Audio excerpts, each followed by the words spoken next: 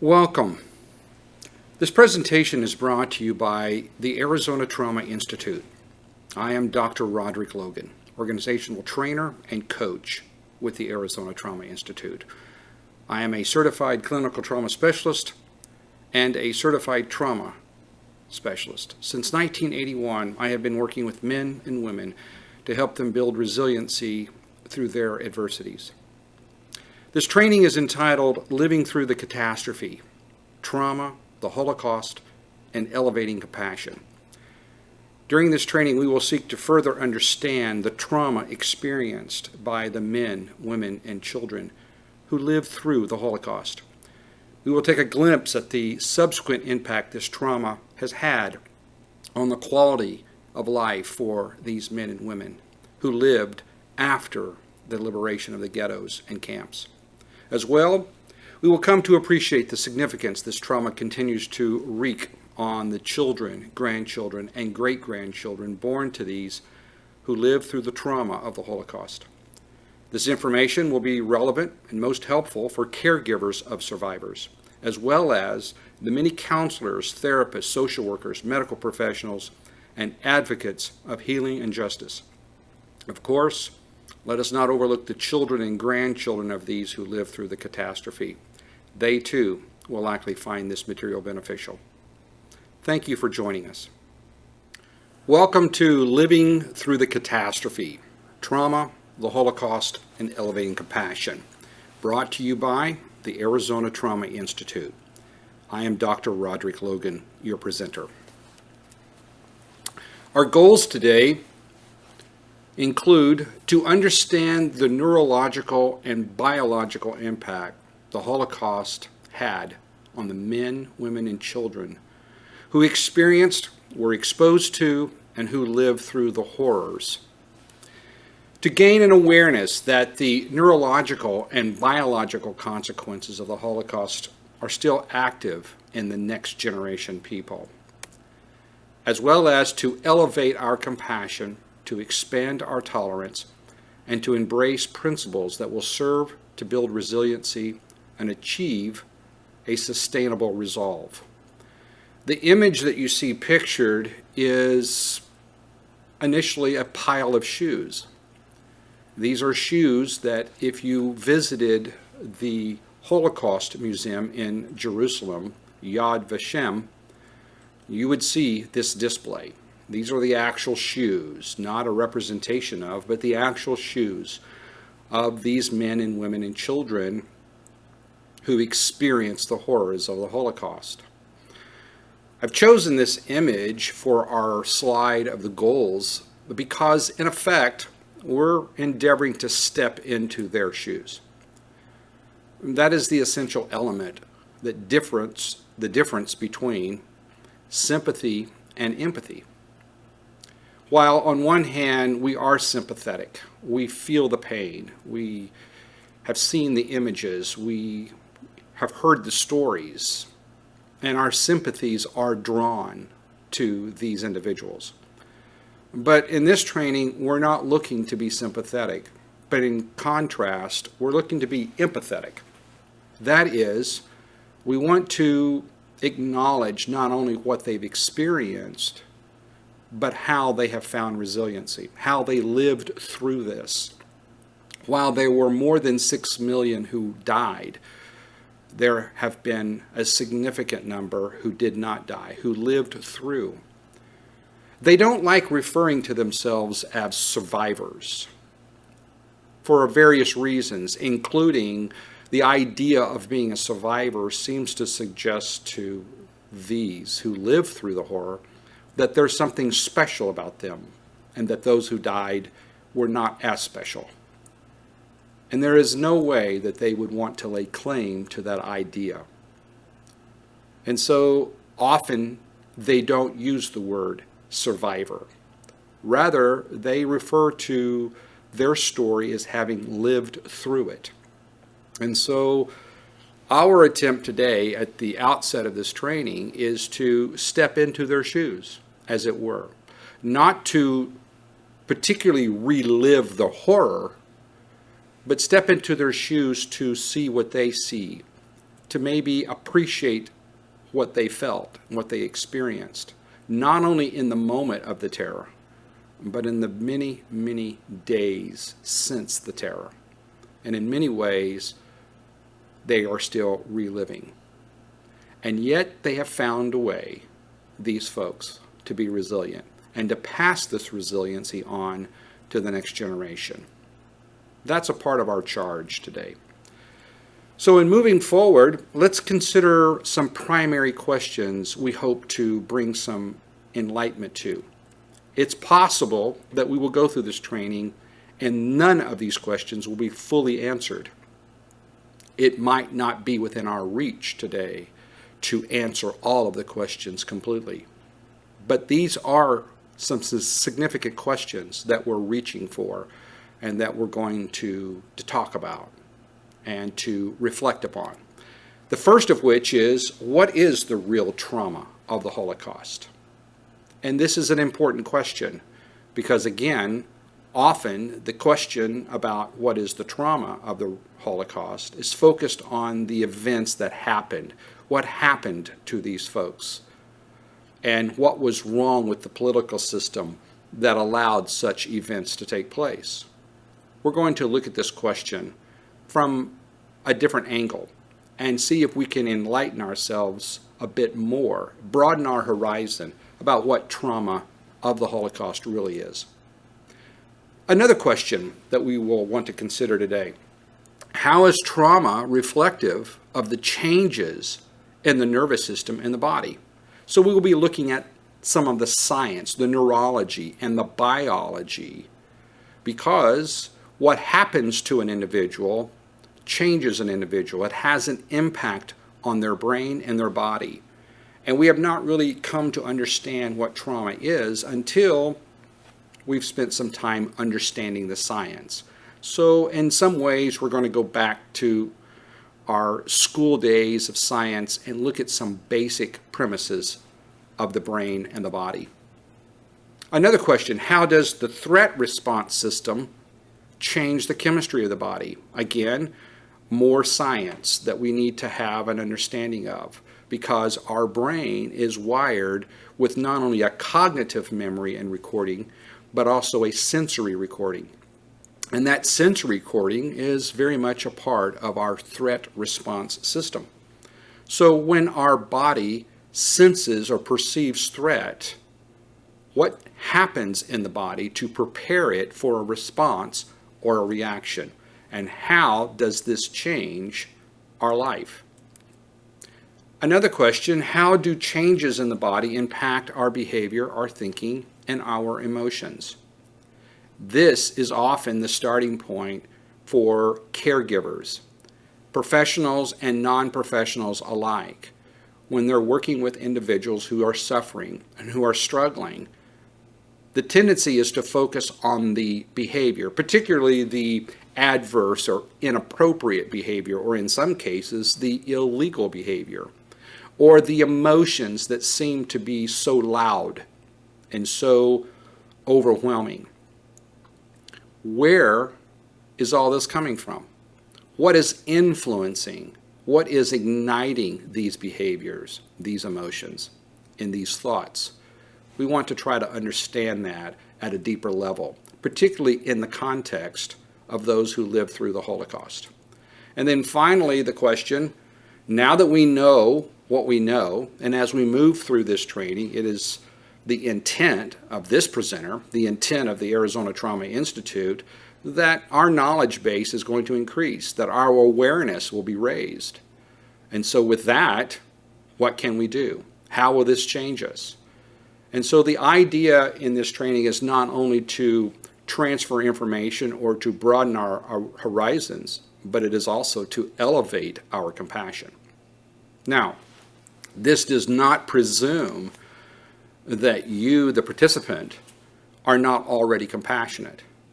This is not a training to train you on how to love or to embrace the idea of loving or caring and showing compassion for those who suffer, but rather for all of us, me included, to, in our increase of awareness that we are also elevating our ability to show compassion, to bring compassion, to actually care.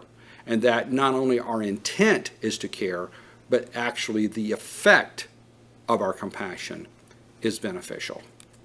So let's deal with the first question. What is trauma?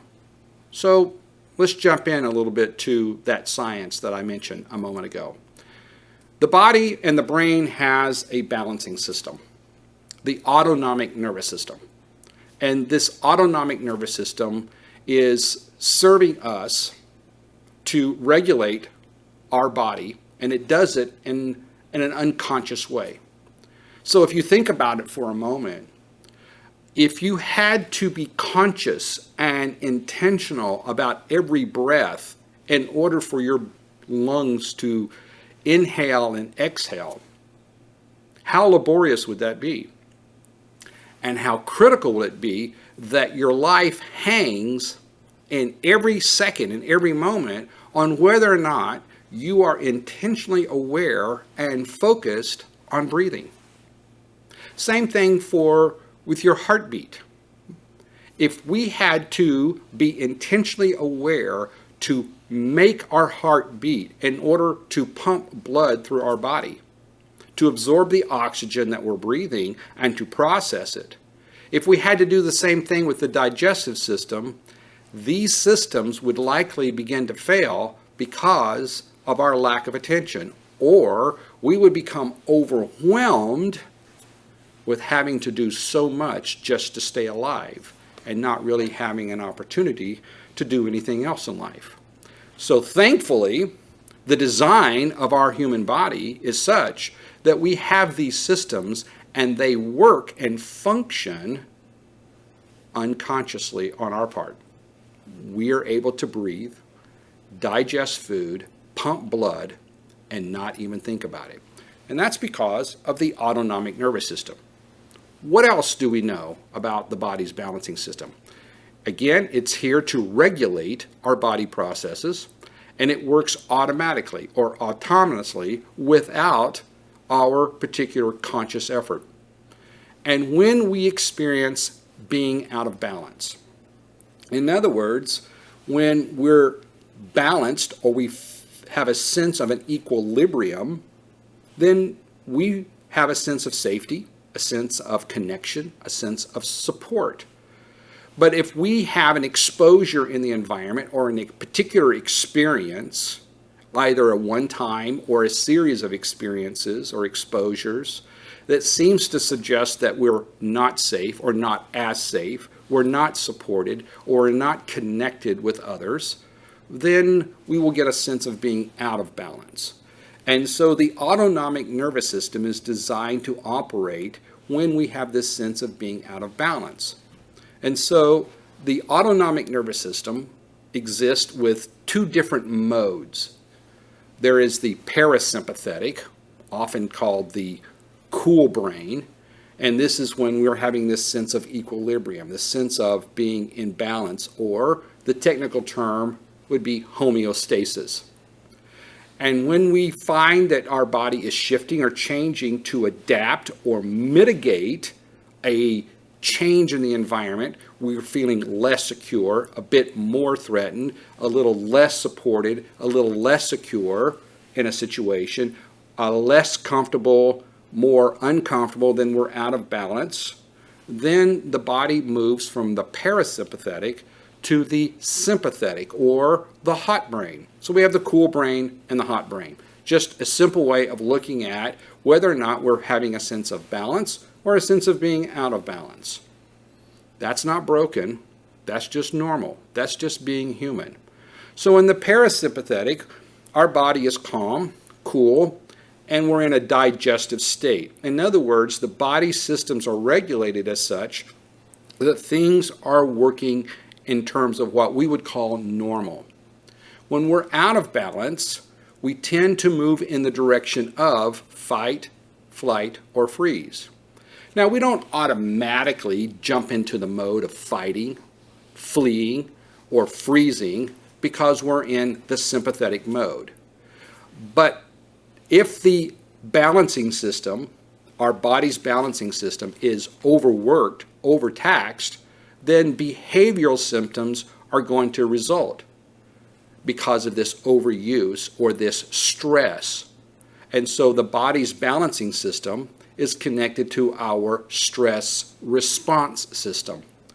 And the more we are struggling to come back to equilibrium, the more likely we will move in the direction of fight, flight, or freeze. Now, what does this look like in terms of when we're out of balance and where our body and our brain is trying to get us back to balance? What does this look like? It's either going to be adaptation or mitigation. So let's spend a moment here trying to understand what adaptation and mitigation is. Adaptation is essentially how the body heals itself. Now just think about that for a moment. You and I have the capacity to heal ourselves. Now, that sounds maybe a bit bizarre, but let's think about it. Imagine that you have a wound, say a cut on your hand. What we understand medically, biologically, is that your body is going to go through 4 stages of adapting to the cut. Because when the hand is not cut, it is likely we're in the cool brain, the parasympathetic. And when the hand is injured and we have this new cut or this new wound, now it is likely we're no longer in this sense of equilibrium of the parasympathetic. Our body and brain has just shifted. Automatically, without asking our permission, our body and our brain has shifted and made a change. We're now out of balance. And in the out of balance, the body will begin to do things on its own, again without our permission, not because it's broken, but because it's normal, it's human to go through these 4 stages of healing itself. So let's try to understand in general terms what these 4 stages are and how they might apply. The first stage of this healing of a wound is the hemostasis phase. It's the phase where the wound is being closed by clotting. And the only reason why the wound is going to clot is because the brain has sent a signal to the body, released some hormonal chemicals into the body's system, which dispatches inflammation to the place of the wound. And because of the inflammation, the wound will begin to clot. Had the brain not released those chemical hormones, had the body not responded to the brain's signals, then inflammation would not have been sent to the wound, and the wound would not have clotted. Which means if it was dependent on you and I to think about this, to make this happen, as if I could look at my hand and say, brain, release the hormonal chemicals and send inflammation to my wound so it will clot. Maybe sounds ridiculous because we don't operate that way. That's not how we live our life. And yet, that is exactly what is happening to us unconsciously, without our permission. Inflammation is being sent for this hemostasis phase. The second phase is the inflammatory phase. This is where the healing causes the swelling and the inflammation controls the bleeding that I just spoke about, but now the inflammation is increasing. So in the inflammatory phase, this wound is beginning to swell. It's getting larger. And in fact, in some cases, the swelling will cause the hand or the area of the wound to be disproportionate in size. And from the outside, uninformed observer, it will appear that it's getting worse rather than better. But in fact, what is not seen or discerned, unless you are trained and informed, is that the inflammation and the disproportionate size is further contributing to the body healing itself. Third phase is the proliferative phase. Here the wound is rebuilt with new tissue. So the old tissue has been injured. The old tissue has now gone away because of the injury and decay, but it's being replaced with new tissue. The inflammation is beginning to recede a bit, so it's less swollen, less disformed. However, because of the new tissue that's being built, it's likely that we're going to feel some level of pain or a sting that was not there even initially when we experience the wound, because the rebuilding of new tissue brings on additional pain to the body. And again, if the individual is uninformed and is not aware of what's happening and cannot yet appreciate the stages of healing, it will appear that things are getting worse rather than better. It was swollen and disproportionate. Now that the swelling is going down, it's feeling stingy and it's still sensitive. All of this is a part of the body and the brain's process of healing itself. Finally, in the fourth and final stage of adaptation is the maturation phase. The wound is fully closed and the remodeling is now complete, the remodeling from the new tissue. And so it's not the same, it's new. In other words, a part of the healing process is about embracing change.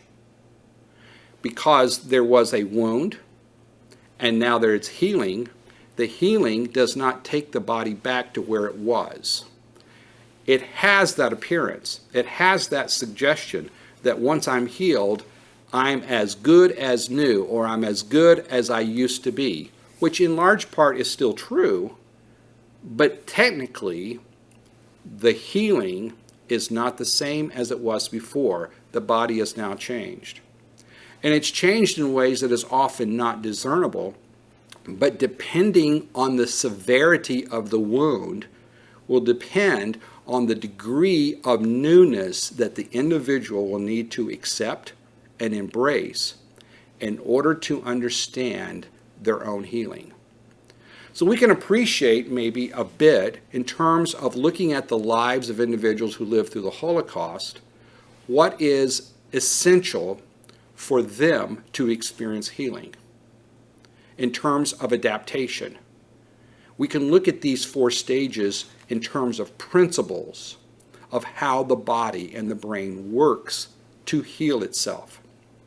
And so there's a couple points here that's helpful for those of you who give care to these who lived through the Holocaust and who are working with the families who were born to these who lived through the Holocaust. In terms of the understanding and the sensitivity we bring to them. First of all, everyone has a capacity to heal themselves. That's an essential principle. It's not only true biologically and medically, it's also true emotionally and psychologically, and it's true relationally. You and I have the capacity to heal ourselves. Where we need help oftentimes is discovering our own capacity, finding the enlightenment and embracing the process by which our bodies are designed to work. Looking at how in the hemostasis phase we were injured, how in the inflammatory phase that there is going to be a swelling and things will appear to be disproportionate, followed by a time of renewed pain because of the newness that is coming, and the struggle that individuals have in embracing what is new rather than restoring what was formerly in place. And then the idea of embracing the new, the new normal, if you will. Let's move on and see not only how the body adapts, but also how it mitigates when it has a sense of being out of balance. What is mitigation? Well, first of all, it's a process, very much like adaptation, but it works differently. In mitigation, we have distress that the body experiences, a pain or something that's upsetting, and it causes the nervous system to become dysregulated. And certainly an individual experiencing the horrors associated with the Holocaust, the things that happened to the Jewish population in Europe between the years of 1933 and 1945, was, to say it was distressing is really an understatement. But we begin to understand that when the body experiences this, it begins to want to distance itself. There are processes in the brain and the body that will automatically kick in to create a distance between ourself, the individual, and the perceived source or origin of the threat. So distancing begins. And sometimes we refer to this distancing as avoidance. And initially in the avoidance or the distancing, if the individual finds relief and it's achieved, then the distancing efforts discontinue. But if in the initial efforts to distance, to create a space, as it were, between the individual and what they perceive to be the origin of the distress, or the chaos, or the disorder, or the terror, if that's not successful, then further distancing efforts will begin to take place.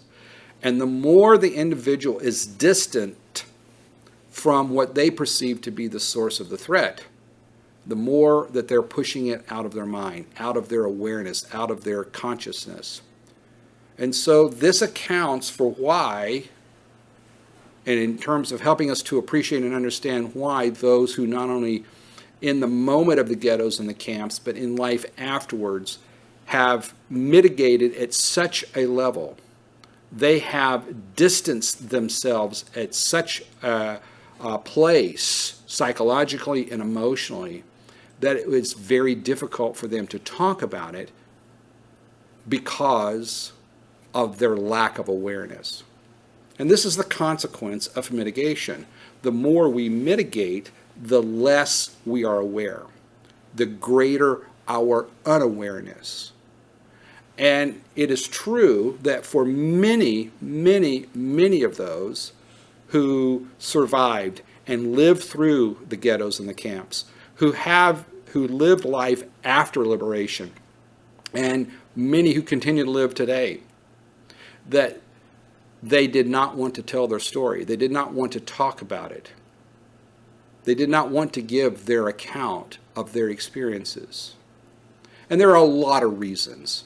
Embarrassment, humiliation, the being re-traumatized, all of that is a part of it.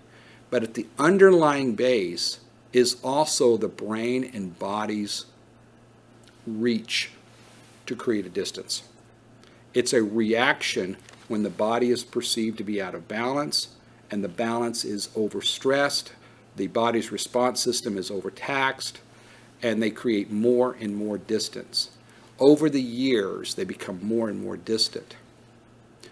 And what we're finding in the research is that in the latter years, as many of them are reaching into their 80s and into their 90s, they're now, just now, beginning to tell their story. It's as if they have created all the distance they can, and now they're making efforts to bridge the distance and to reconnect with the story, their story, what happened to them.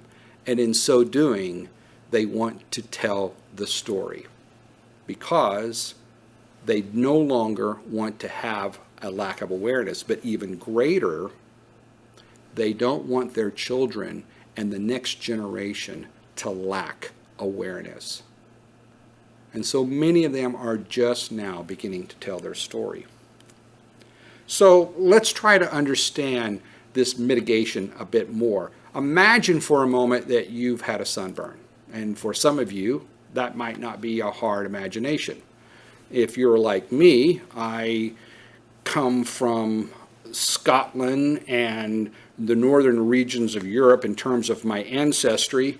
And so for me, life is in the sun is getting burned, peeling, turning white again. I have no idea what a tan is. It's very difficult because of my light complexion. So I've experienced many, many sunburns. Perhaps you have as well. So think about this sunburn. Did it change your behavior? Like you're staying out of the sun. You're less likely to go outside. You might change your behavior in terms of choosing to wear lighter clothing. or to limit physical contact with other people because you are mitigating. You're distancing yourself. See, this isn't broken. This is a very human thing to do. I might change the way I sit in order to be more comfortable depending on where my sunburn is, and if the sunburn is on my back, which often it has been, I want to sit in such a way that my back is not against a chair. Were you more likely to be snappy at other people because of the sensitivity of your skin and the sting and the constant sting that you were experiencing? Were you more easily angered when you had this sunburn than you are when you don't have a sunburn? A little easier to be agitated. And if you were at a gathering, some social gathering, and someone appeared to you that they might want to touch you, give you a hug, reach out to you, did you find you were a little more reactive and maybe quick to react in an adverse way of resisting or posturing in a way to discourage that hug?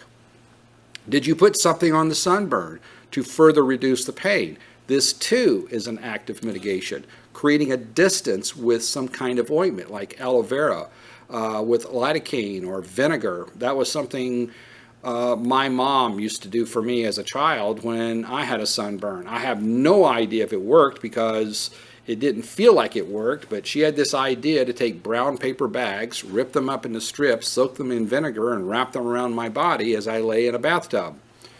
The only thing I remember is being terrorized by the overwhelming aroma from vinegar, and it was unpleasant. And I'm not sure which was more unpleasant, the sunburn or my mom's remedy. But my mom had the intent of compassion. I'm just not sure it had the effect of compassion. And so there are lots of things that people have reached out to do to try to distance themselves from the pain and the sting of a sunburn. This is only serving to help us appreciate how that the event of the sunburn can impact our behavior, our emotions, and our thinking. So, what is trauma? That was the question in this section. What is trauma? Trauma is created when the body experiences more change than it can manage. In other words, when your body or my body gets pushed to the point that it must adapt or mitigate, that is where trauma happens. In other words, trauma is not what happens to a person. Trauma is how your body and brain reacts to what has happened to you. So I want you to think about that for a moment. I'm inviting you to reflect on what I just said. That trauma is not what happens to a person. Trauma is how your body and brain reacts to what has happened. Take a look at this slide here. And as these images come on the screen with the text, you're looking at the words and you're looking at the images. As you're looking at these are the traditional images that we have of what we call trauma. But I want you to look at these pictures and these words, and I want you to, in this moment, be aware of what's happening in your body. Are you experiencing any body changes? Some of you may be looking at these pictures and you're experiencing no discernible change in your body. You read through the list of words and the descriptors, and you don't discern any shifts in your heart rate, your breathing, or muscle tone. Some of you are looking at these images right now and you're feeling muscle tension.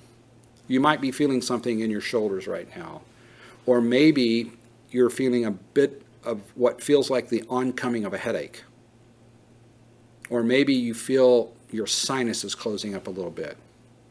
For some of you, you might experience a little bit of blurred vision and you're wondering if there's something wrong with your screen. Some of you might feel a little nauseated in your stomach and you've noticed something changed in your breathing, and maybe you feel like your heart rate has gone up and your blood pressure is rising a bit. All of those reactions, for those of you who are having reactions, that's normal. And for all of you who are not discerning any changes, that too is normal. In other words, this serves to illustrate this point, that while these events and events like these are terrifying, none of these is trauma.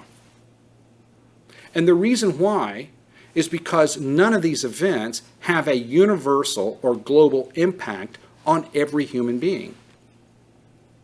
Just like when I showed you the pictures and you looked at the text, not all of you are likely to have the same reaction or the same body response. And yet some of you had responses and some of you did not.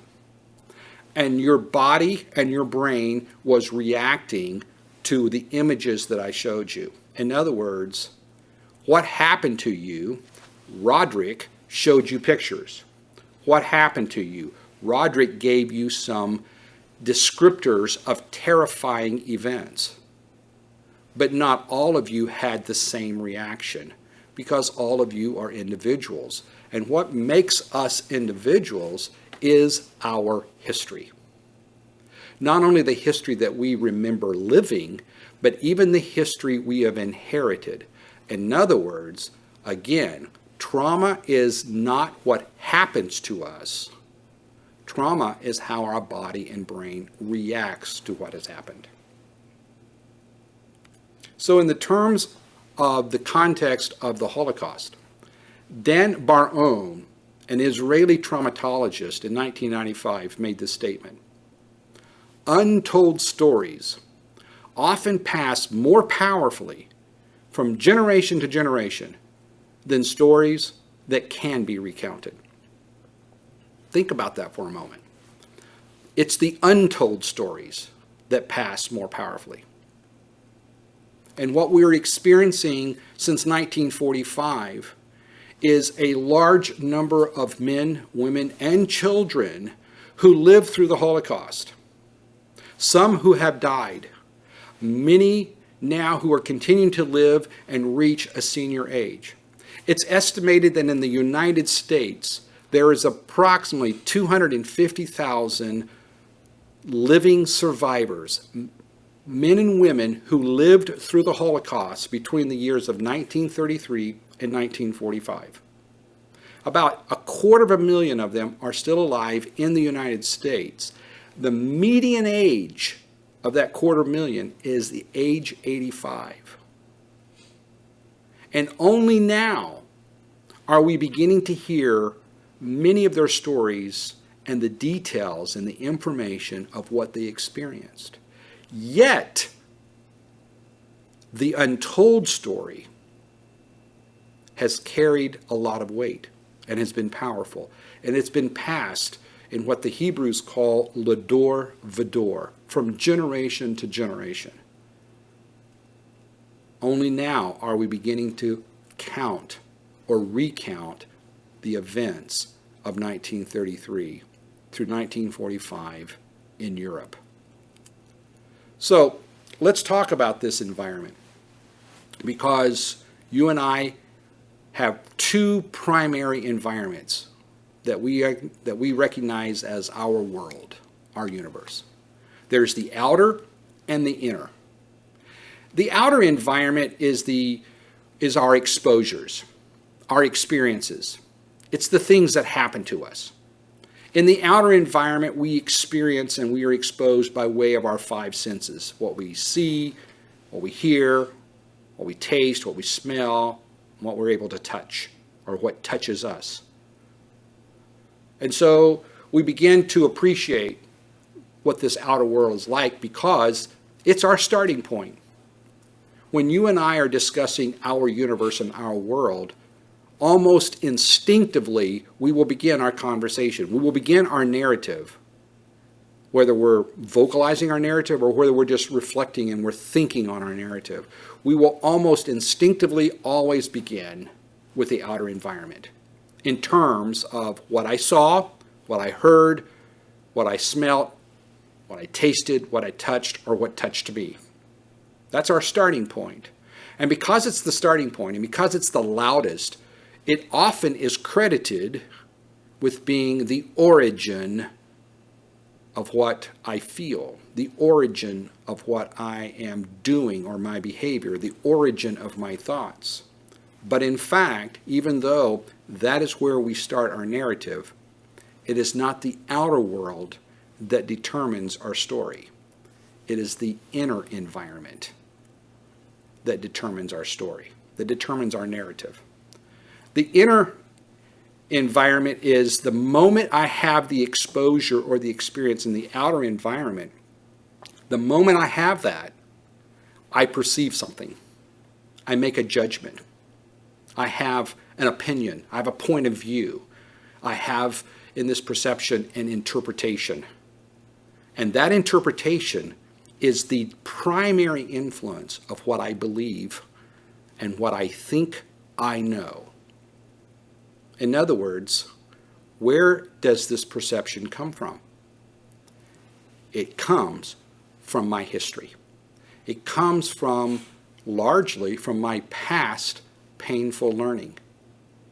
It comes from not only my history, but a history that I've inherited. So, what are some clues that we might have to the Jewish mind that lived through the Holocaust? To their narrative, to this inner world of the Jewish people who survived the Holocaust? Is there a way for you and I, as an outsider, one who did not have that experience, one who did not have that direct exposure, is there a way for you and I to understand their inner world? Even though largely they have not been recounting their stories. Only recently have they really begun to do that. There have been some exceptions to that, obviously, yes. But by and large, they have been an unspoken narrative.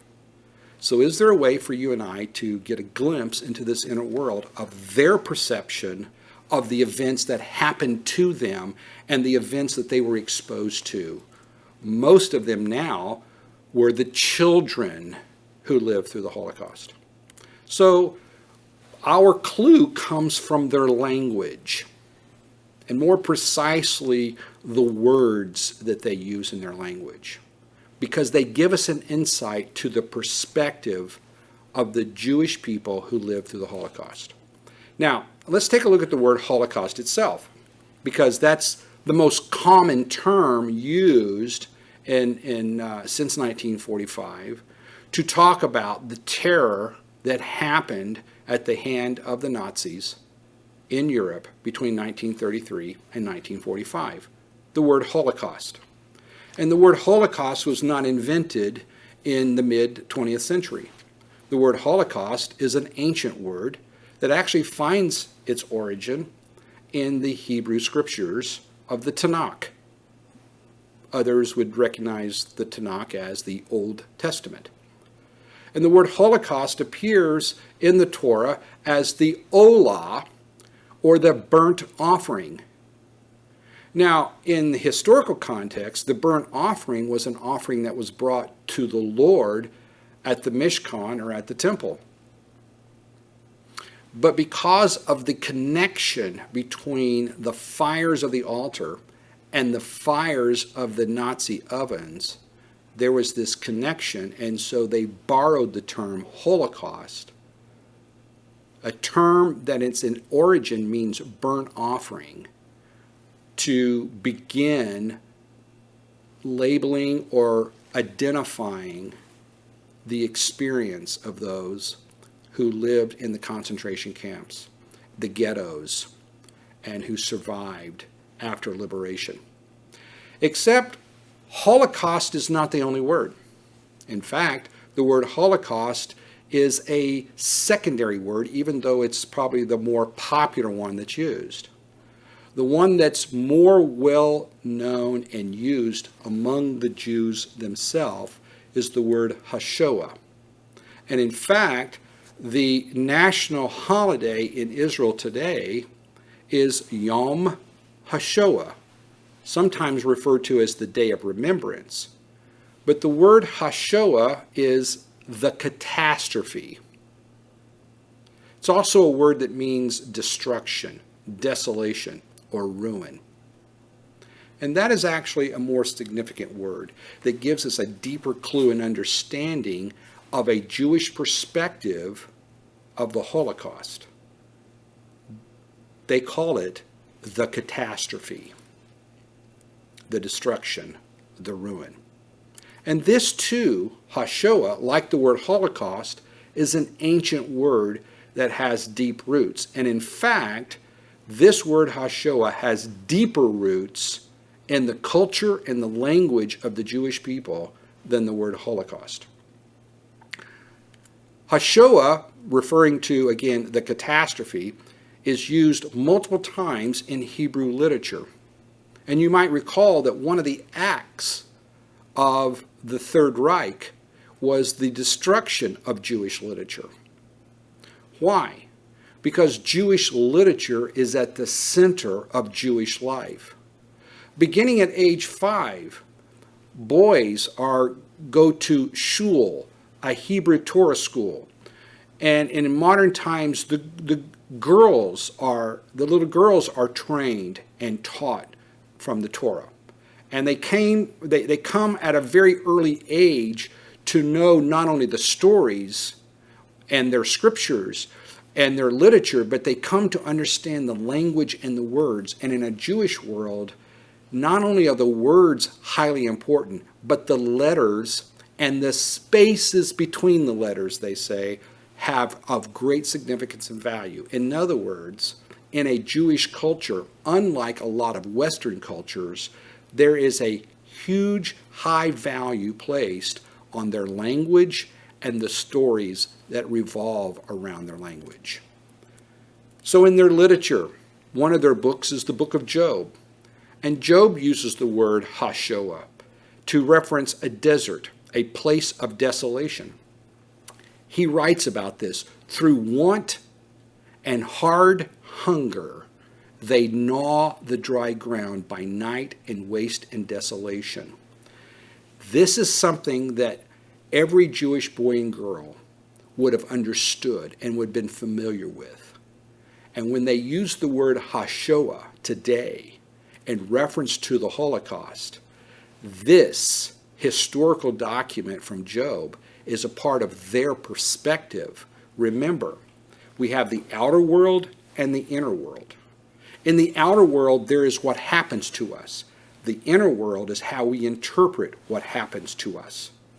And when Jews in Europe began to experience loss of citizenship, the burning of their literature, the burning of their synagogues, the separation from family, the deportation to camps, and eventually the death, the terror, the hangings, and the destruction, as these things happened to them, their inner world began to interpret it based upon their past painful learning, based upon the things that they inherited and that they already understood, which gave them the foundation, the context for interpreting the events that were happening.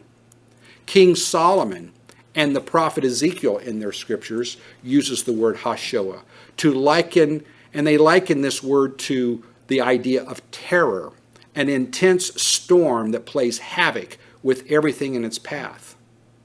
And that's how they viewed the Third Reich. That's how they viewed the appointment of Adolf Hitler as Chancellor of Germany. It was like a terror, an intense storm that played havoc with everything in its path.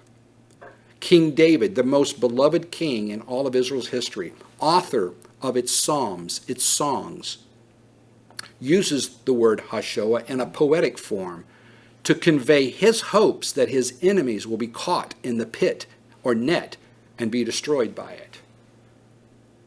And that was a sustaining hope that every Jew held on to when they were arrested, when they were deported, when they were stripped of their clothing, when they were stripped of their dignity, when they were hungry and they were cold and there was no one to care for them, and they had to huddle in masses to find warmth. This is what their perspective was. HaShoah. Perhaps David's hope was becoming their hope. Zephaniah, another beloved prophet in Israel's history, uses the word to describe the future day of the Lord as, among other things, a day of ruin, a day of unpredictable and swift devastation. And that is exactly the experience that every Jew experienced in Europe. It was a day that was unpredictable. It caught them unaware. They woke up one morning and they felt safe, secure, and supported. They felt respected. They woke up another morning and it all changed. And they experienced not only devastation, but a swift devastation. All of this serves to give you and I an insight to the inner world of the Jewish mind that lived through the Holocaust and the Jewish mind that continues to pass this on to their next generation. So what is the Jewish perspective of the Holocaust? The Jewish perspective of the Holocaust does not begin in 1941 when the Nazis built the extermination camps in Poland. It does not begin in 1939, 2 years before, when Germany invaded Poland and World War II began. The Jewish perspective does not begin in 1935, when the Nuremberg laws stripped Jews of German citizenship, nor does it begin in 1933, when the newly appointed Adolf Hitler directed Jewish businesses to be boycotted, public burnings of Jewish literature, or barring Jews from government and university jobs. What we want to understand is that what happened and began happening in 1933 was not new for the Jew. The idea of having freedoms restricted, having their Torah scrolls and literature, art, and other personal property destroyed, synagogues closed, having worship rituals outlawed, having family and friends tortured and killed, that's not a new experience for a Jew. That was not a new experience in 1933. It was new for the Western world. It was new for the modern age. But it was not new for the Jew. These experiences and these exposures to others attempting to systematically eradicate them from the face of the earth had happened many, many, many times throughout their history as a people. For example, in ancient days, the Egyptians enslaved the entire nation of Israel for more than 400 years. And there they experienced what we might term the first Holocaust, when the pharaohs issued a decree that all male Jewish children under the age of 2 to be thrown into the Nile River and to be drowned. It was the Babylonian Empire that destroyed Jerusalem in 423 and ravaged it. And many of the atrocities of the SS and the Nazis during the Third Reich were reflective of the atrocities of Nebuchadnezzar, king of Babylon, in 423, as well as what the Romans did, destroying Jerusalem again in 70 of the Common Era and again in 133.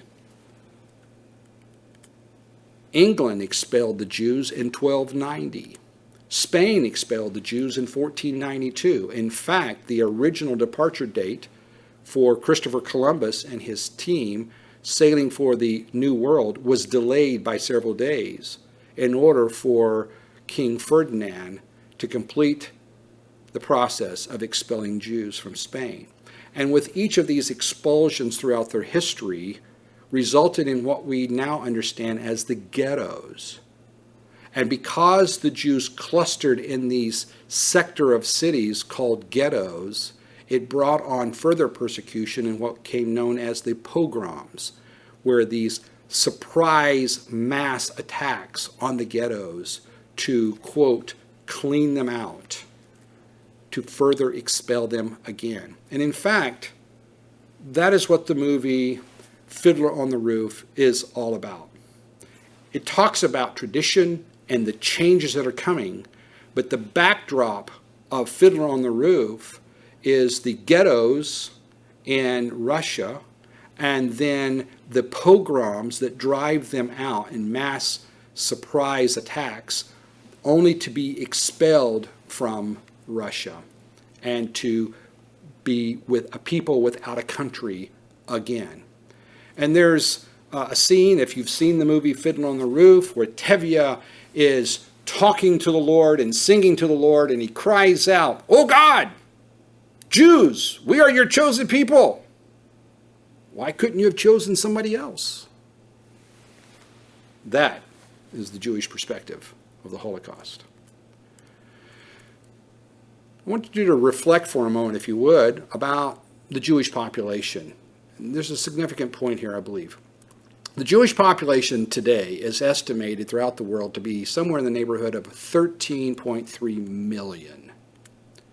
The Jewish population growth worldwide from year to year is close to 0%. In other words, the number of people being born in the Jewish community is equivalent thereabout to those who are dying. For example, from the year 2000 to 2001, the population among Jews in the world only increased 0.3% compared to a world population increase of all other ethnicities combined of 1.4%. So compared to the world population, which is estimated currently today at 7.53 billion, Jews make up less than 1% of the world's population. Now think about this. They make up less than 1% of the world's population. Jews are among the world's smallest racial ethnic group, and yet they have the oldest continuing language and culture. Despite having lived through centuries of terror, loss, grief, starvation, illness, and physical, mental, and emotional pain under numerous regimes, they're still a resilient people.